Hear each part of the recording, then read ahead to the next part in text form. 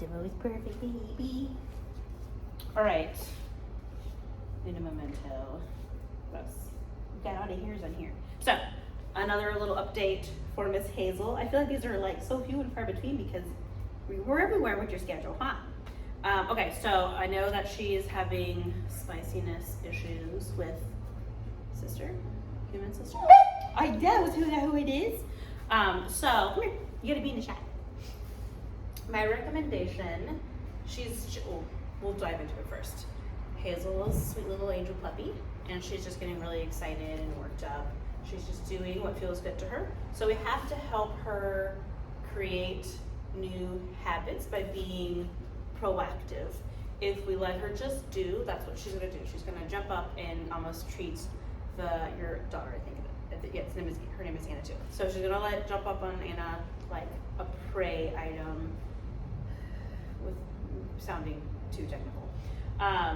So my recommendation is let her drag a leash around. You can get a cheap one from like dollar store. That way you're not blowing through fancy leashes if she decides that is mad about it and chews on it.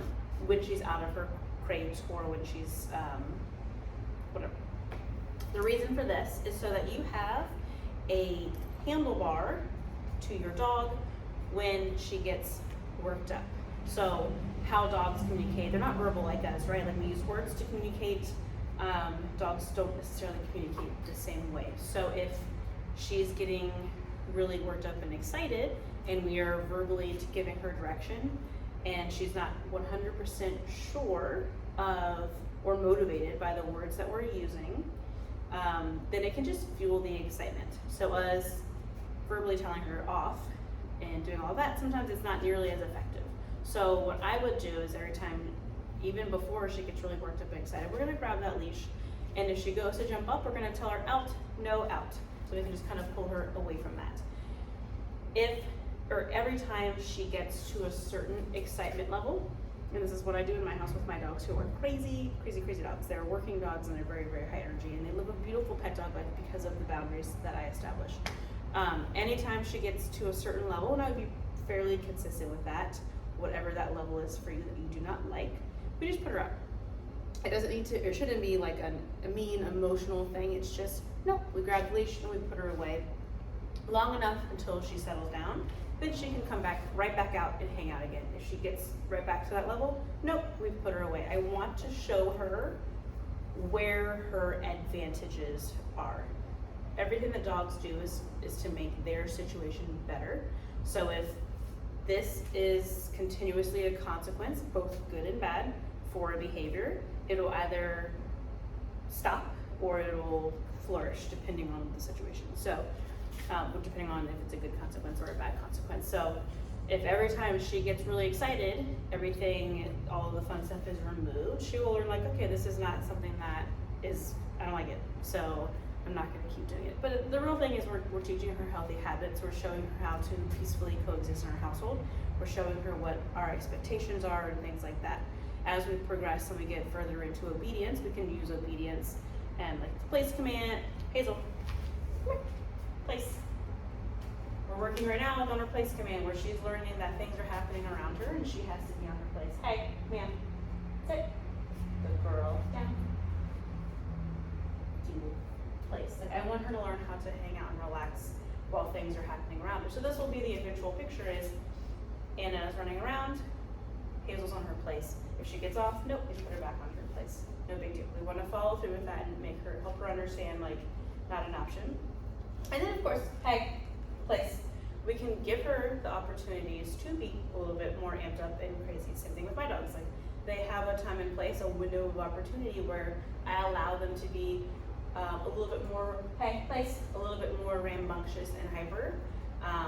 And in that window, I let them do a lot of things that outside of that window of opportunity is never allowed. But they know like the context in which that's allowed. So for me, like inside, calm, there's no craziness allowed. Anytime they get crazy, they go away, or we go outside and we do something. Outside, all the fun stuff can happen.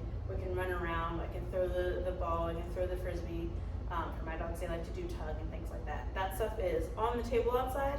It is completely 100% off the table inside. That is my picture of clarity. Your picture can be different as far as what you want. Like maybe you have a certain room where we get worked up and crazy, or maybe a certain person, like one person in the house gets rough with her, every other person, off the table, you can't do that. It just has to be consistent so that she knows where her advantages are, if that makes sense. She's doing really nice. If I didn't hear about that, I would assume that she was a perfect sweet angel because she is so well behaved here. We're working on the jumping. That's the one thing that she does with me is she just wants to come up and say hi. Place. Good. Okay. Hello. If she does that, I just step into her space so she knows like all the boundaries. Hi. Hello. And whoa, that was weird. If I do want to cuddle or socialize with her, I come down to her level. Yeah. Hi. Anytime she goes to jump up, out. Nope. Okay. I just step into her space and I ask her to move away from me. It's just something right now where maybe it's a little inconsistent. Sometimes the information between me and between you guys, obviously because I'm a trainer and you guys are her owners, is a little bit different. So that little bit of the possibility is still twinkling there. So it has to be like across the board, no jumping. So remember to step into her space. Nope, out. You can do a little bit of an e-pop. You don't need to kick her or anything like that. Hazel, but it's moving into her space so that she can respect it and move back. We're using spatial pressure. Obviously, for a child, that's a little bit different because of size differences. That's where the leash comes in, where we can kind of do that for the child. Hazel, come here. Yes. Little sweet girl. I hope this is helpful at all. You can ask me certainly any questions. I hope you got my first video. I don't remember if you answered the email or not. It was a while ago. So if you did not get that email, let me know and I will resend it to my YouTube thing. Okay. All right. Bless you.